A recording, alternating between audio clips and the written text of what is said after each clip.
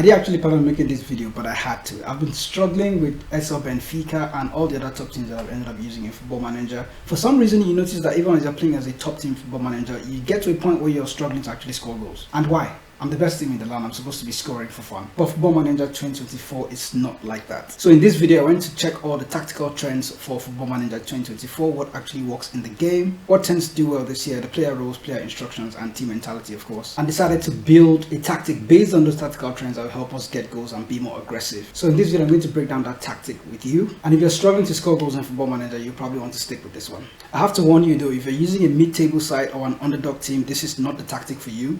This tactic is best suited for teams that are predicted to probably win the league or at least challenge for the title to actually win the league. Now, based on my research, asymmetrical tactics are quite good this year, but the way I build asymmetrical systems is something that I won't really want to use more than one striker up front. But research shows that having more than one striker is actually helping. If you have only one striker and then you're playing with a system that, or you're playing against a defensive system that has a back three, you're already struggling. And I'm not saying this one, based on research. Actually playing the game, I've noticed that my strikers, even though I have just one, if I have just one striker, he struggles to score against a back three system. So I had to find a way to get more numbers in attack. So I'm opting for a front two. Now there are a number of good formations in Football Manager 2024. The 4-2-3-1 wide with DMs are quite good. The 4-1-2-3, the 4-2-3 DM wide, it's quite good. But those two systems are very common, and there's one very hidden formation that has made a massive comeback this year. I don't even know if to call it a comeback, because in previous Football Manager games I never actually saw this tactic work or this formation actually work, but in FM24 it's a beast. A common trend that continues in FM24 is the use of a back four. So we're going to stick to that when we're actually making this tactic. We need a DM in there, but we need to figure out how many there will be. Team instructions wise, since we're one of the top teams, we're going to obviously go for a high pressing system and try to dominate the opposition and look to score goals as quickly as possible. For player roles and mentality, we'll look at that when we're looking at the tactic in detail, but we're going to look at the team performance of how this tactic actually performed. And I tested it with two teams, one in Israel and with the other one in Greece. Like I mentioned, elite teams, so these are teams that are predicted to actually do well in the league. The first team was AK Athens,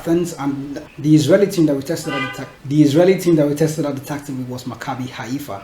Both teams did exceptionally well, scoring over 100 goals. So with Maccabi Haifa, they won the Israeli Premier Cup, they won the Israeli Super Champions Cup, they won the Israeli State Cup, but they were only able to finish in second place behind Maccabi Tel Aviv. Haifa, by the way, had the most goals in the league with 98, and then Tel Aviv had only 80 goals. And if you look at AEK Athens, they actually went on to win the Greek Cup, lost out in the round of 16 to Bayer Leverkusen, quite a good team in Football Manager, of course, and they won the league with 90 points with a goal difference of 65. They were the one team that actually scored 104 goals in the league. So this is the tactic, and you notice that it takes that default shape that Football Manager 2024 kind of recommends for you if you want to create a new tactic. Normally I would move my players around, but then I decided, okay, let's just stick to it, the 4-2-2-2 system. I've never actually seen this shape to be overpowered in Football Manager before, but I noticed that in FM 2024, the more players you actually have in the central region of the field, the better it kind of works out for you, because the flanks, they do defend the wide areas very well in this game. So having players in the center is probably slightly better, particularly if you have the players that can actually do it. So starting with the super keeper on defend duty, there are no instructions assigned to him. Most of these roles that I selected are actually roles that are quite dynamic, offer a lot of movement. So your ball playing defender, the ball playing defender on the left hand side is going to shoot less often and tackle harder, while on the right hand side is going to dribble more, shoot less often and tackle harder. There's a reason for that, because you notice that the roaming playmaker is the player on the left hand side, so the ball playing defender is not going to run into that space.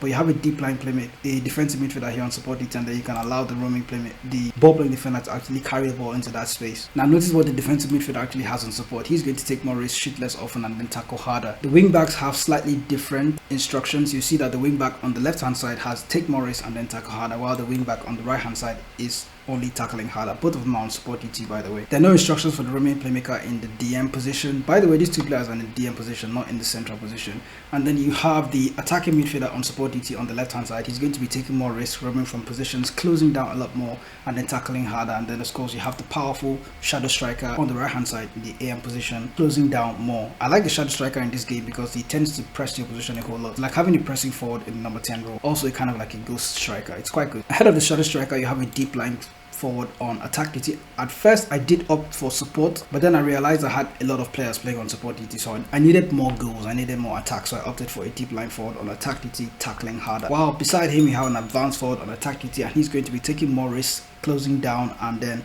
tackling harder. Because I need goals and we are the top team, I opted for an attacking mentality, and then in possession the team is going to play shorter passing, and then you can see that we're using a fairly narrow width. The tempo is going to be quite high as well. We're also going to be running at defense, and besides that I didn't actually include any other instruction. Oh, okay, low crosses. Now in transition you're going to ask the goalkeeper at the moment he has possession of the ball to actually roll it out to your centre backs. They will be the ones to carry the play. It's not that the team is playing out of defense, but they will be the one to actually start the play, so the goalkeeper is not rushing and throwing the ball quickly to somebody else. They will still counter, and then they will still counter press. Of course it kind of helps us in this sense, but notice that if you're playing the game hands on, you may want to check off some of these options during the match because you probably already scored the goals that you need. And when your team is out of possession, this is their defensive shape. You're going to play with a high press and a much higher defensive line. Because we're the top team in the league, you have to actually oppress the opposition in their own territory. It's relevant that you win the ball high and look to counter teams the moment you get possession of the ball. There is a much more often trigger press, and then you're also preventing short goalkeeper distributions. Again, because this is a top team, it's going to work. With a lesser team, you probably wouldn't try this because it's going to be